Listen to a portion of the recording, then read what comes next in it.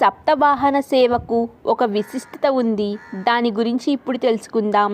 సూర్యప్రభ, చిన్నశేష, గరుడ, హనుమద్వాహనాలపై మలయప్ప స్వామివారు ఒక్కరే ఉత్సవానికి వస్తారు. మొదట సూర్యప్రభ వాహనంపై సూర్యోదయ వేళ శ్రీవారు వాయువ్యమ్యూలకు విచ్చేసి ఉదయభానుడి కిరణాలు తనపై ప్రసరించేటట్లు చేస్తారు. అనంతరం చిన్నశేష వాహనం, గరుడ వాహనం, హనుమద్వాహనాలపై మలయప్ప స్వామివారు ఒక్కరే ఉత్సవానికి వస్తారు. మధ్యాహ్నం చక్రాల్వార్ ఒక్కరే శ్రీ వరాహస్వామి వారి సన్నిధిలో చక్రస్నానం చేస్తారు. అనంతరం ఉభయనాంచారులతో శ్రీ మలయప్ప స్వామివారు కల్పవృక్ష సర్వభూపాల వాహనంపై ఉత్సవానికి వస్తారు.